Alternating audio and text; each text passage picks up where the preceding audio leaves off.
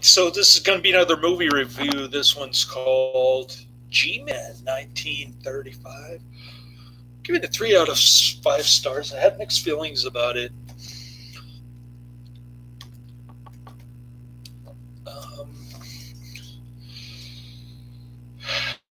It's short for government man, plural G-Man, slang term for agents of the United States government, especially FBI.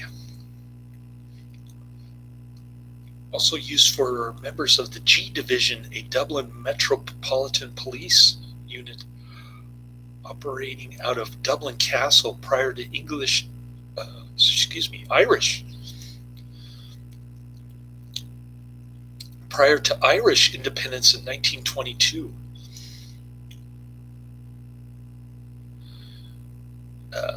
Colonel Ned Broy uses the term in his official testimony. Man, I can't read. I'm looking at the definition of G-Man, not the movie, right now. And Colonel Ned Broy uses the term in his official testimony for the Irish Army's Bureau of Military History in their archive of the Easter Rising 1916 and the Irish War of Independence 1919 to 1921. So the term here is used as an FBI agent. The FBI should be abolished. There shouldn't even be federal police force. My son would even go so far to say that rent-a-cops should, private police force should be in place at the local, state, and federal level. Well, maybe not the federal level. I'm not sure, but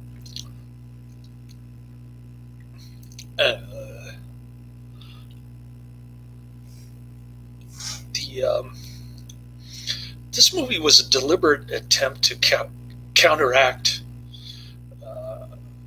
the code that was being put in place around this time.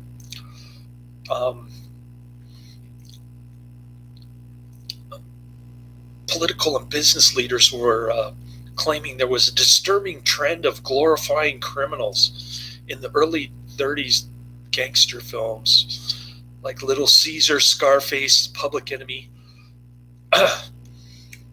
those kind of films. I haven't seen the original Scarface, but I think I've seen the Public Enemy and Little Caesar. Anyway, they usually portrayed the Keystone Cops. In fact, I think Harold Hoover, who played the Keystone Cop in Charlie Chan on Broadway, he's in this one also. He plays one of the gangster garage owner, I guess. I don't know. He's holding the hot cars. And I watched the 1949 re-release with the brief prologue added at the beginning. It's like a propaganda thing for FBI agents. Look at James Cagney. He's such a great FBI agent. I guess he had to change his gangster role and become a good guy due to all these code changes in the code, which was put in place from around 1935 to 1966, I think, when they came up with the ridiculous and arbitrary rating system, which is an improvement, I guess. At least you don't have the censorship; you just have the warning label. But people say that the censorship actually made this movie better, like Double Indemnity, where Barbara Stanwyck is sitting on the couch smoking the cigarette. But you know what she did with Fred McMurray immediately prior, off camera? She was doing the dookie with him.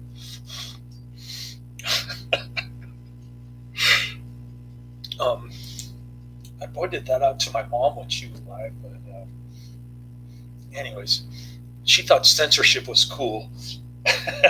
Of course, she being a statist anti-freedom person, a hippie from the 60s, a Catholic hippie, if you will, whatever that is. The left surprises me because they worship the Ukraine government, which is a neo-Nazi organization, really. my my my born-again Christian coworker says that they're corrupt. I would go even further to say that they've even proclaimed that Ukrainians are from a Slavic tribe and the Russians are mixed and therefore inferior. And the Ukrainian president, despite being Jewish, he wears the Nazi Iron Cross symbol on his shirt without the swastika. So it's kind of a watered down Nazi symbol on his shirt. And the left, including the Lakeshore Theater marquee, it says, "We stand with Ukrainians." You see all these Ukrainian flags on people's garages now. These people are nuts. They don't even know who they're supporting or what these people represent. It's like the economic system in the United States is fascist, and they think it's a mixed economy, but it's really heavy regulation with private property is by definition fascist. They need to get their terminology correct. But enough about that. I probably irritated some of my fans by talking about Ukraine, and I apologize. I know it's a sensitive issue, and Adrian thinks that Putin is going to start World War III or something. My coworker thinks that too. I think they've been watching too much news. But anyways, enough about Ukraine. G-Men. So what can I say about G-Men?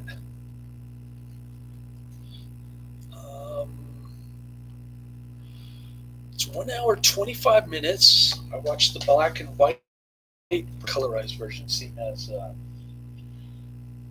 Ford Apache was black and white.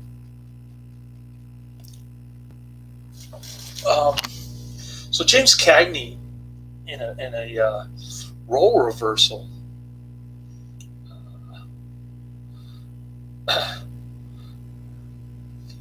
it's based on a novel called Public Enemy Number One. This guy Liggett they're going after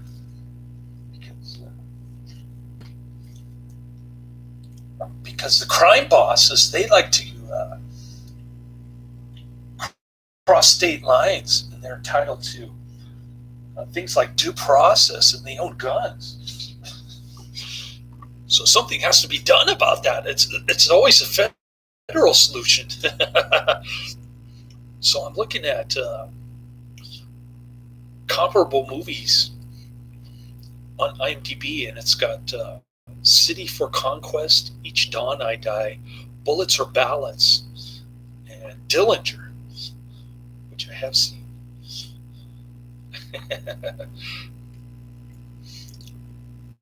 Anyway, Warner Brothers re-released this movie for theaters in 1948. A new opening scene was added to explain that the 1935 movie did not reflect the FBI of the late 40s.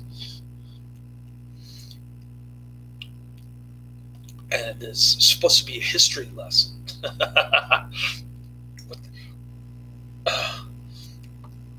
Anyways. It's supposed to be a gangster film, but it's within the code, so they made Cagney a good guy. instead of gangster. And, and they made him a smart, tough guy, too, which is unusual for gangster films of the early 30s. So it's kind of unusual, kind of a new direction, a clever marketing. It reminds me of Reefer Madness in a sense that it's trying to avoid, oh, here comes Naked HD XYZ in the chat room. Girls here, streamer recommends.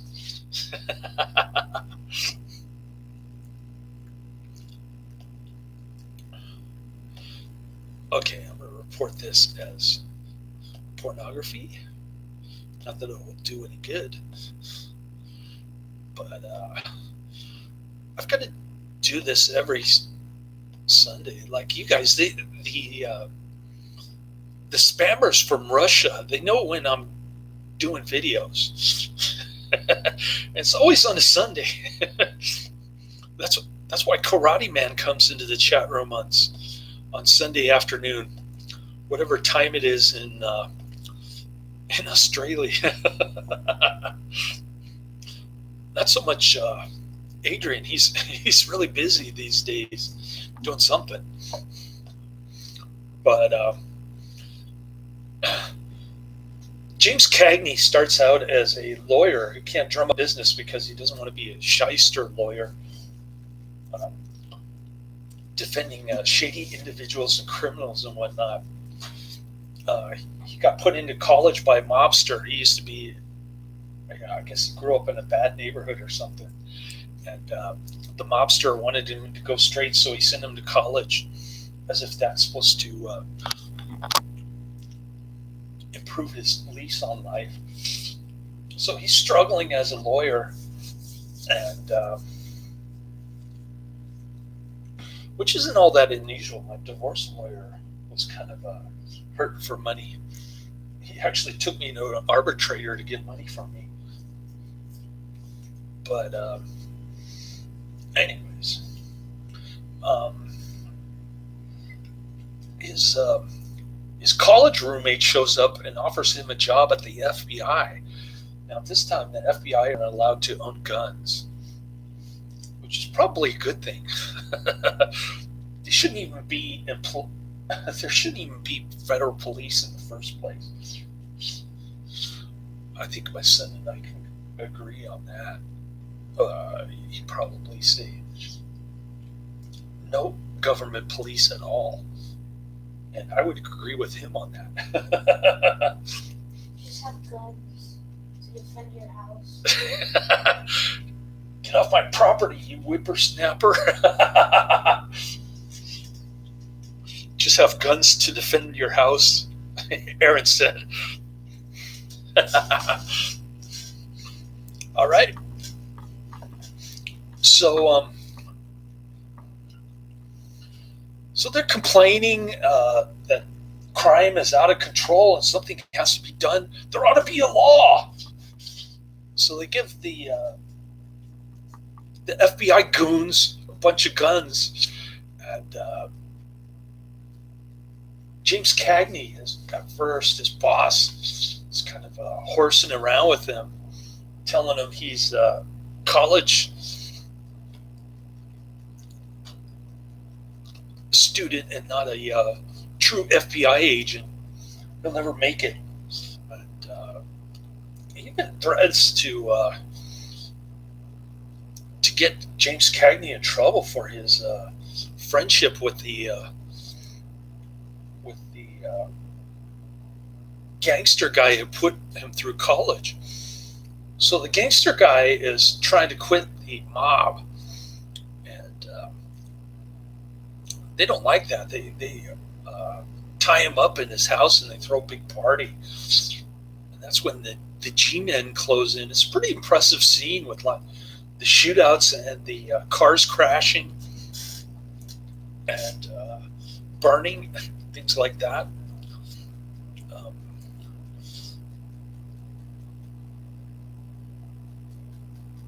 Anyways,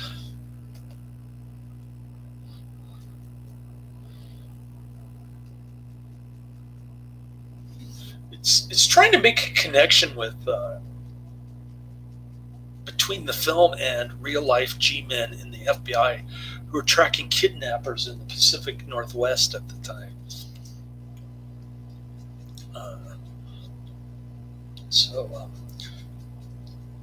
James Cagney has the hots for his boss's sister.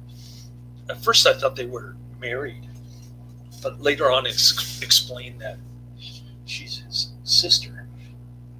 So James Cagney is trying to go after her, but no luck there. I don't want to spoil the ending, but anyways, Cagney starts going through the list of mobsters and crossing them out one by one. But there's this dude left who managed to escape from the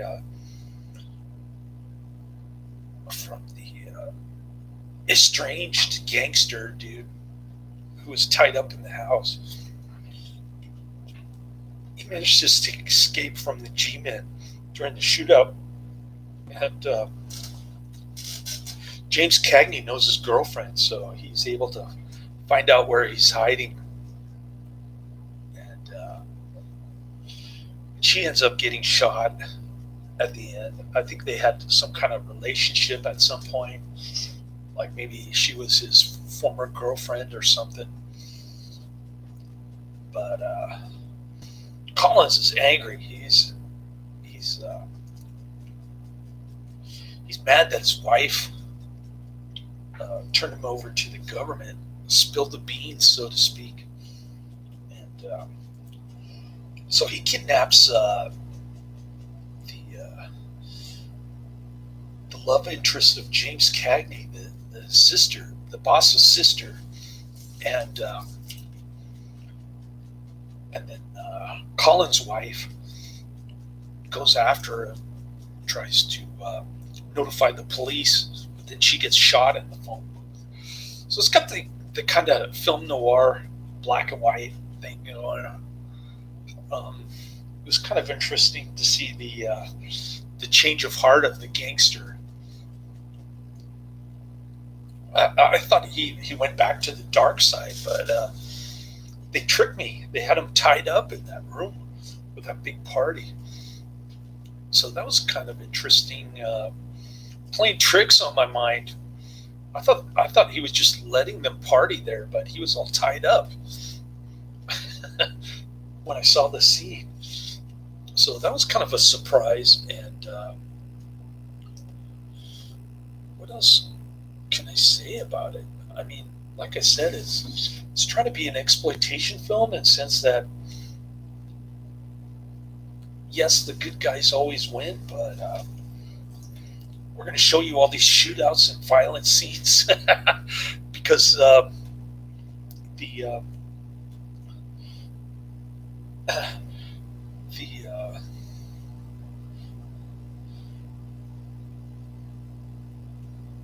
the censors are jacking with the movie studios. So that's one way to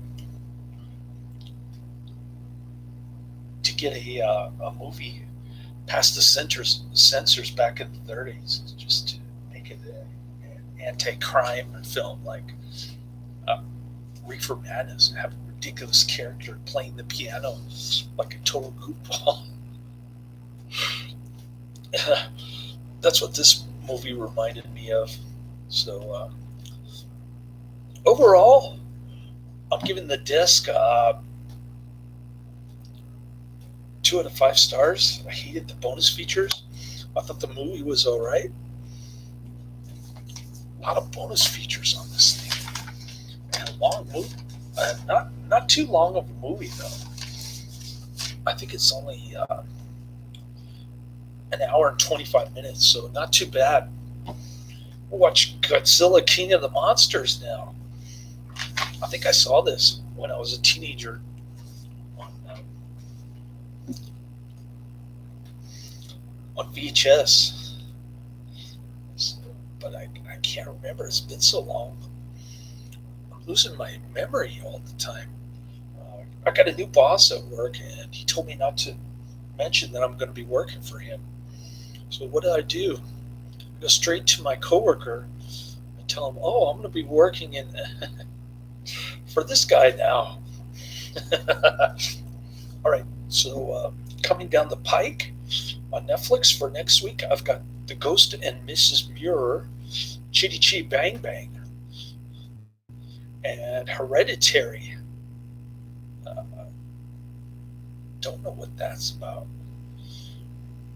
Must be an Adrian mentioned Hereditary, 2018. It's gotta be.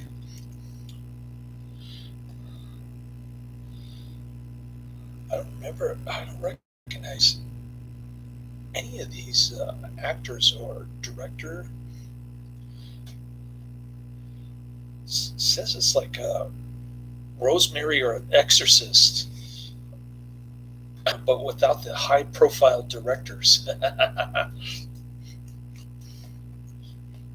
So I'm going to check that one out next week. I've been waiting a long time for The Ghost of and Mrs. Muir and Chitty Chitty Bang Bang.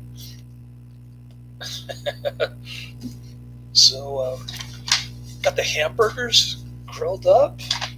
Already had a bacon burger, which was super greasy. It was tearing the bottom bun apart with the grease. And that was quite yummy. I took a couple bites into it, and there's like juice dripping out of it. I think my son prefers my bacon burgers to his aunt's bacon burgers because the bacon is too small at his Chinese family's house in Saratoga. Anyways, cool. Hopefully I can start buying some stocks next week and get my Robinhood account on track. I'll try to pick some better stocks. Following somebody who's on Investopedia, I'm following their stock trades, and there's one stock that's like at $3.20. It keeps going up double digits or triple digits every day. So maybe I'll buy one of those small cap type of growth stocks when I pay off all my bills. I think I have 6 more, and waiting for the traffic ticket to arrive. That's going to be a problem, but I am getting a class action settlement supposedly in the mail pretty soon, before April 1st. If it doesn't arrive before April 1st, I'm calling the lawyer and saying, "Hey, where's my money?" So, yeah, I'm getting forgetful. I think it's just that I got too much stuff going on during the past week, and it's starting to grate on my nerves or something. But anyways, or maybe I'm just getting old. Laters.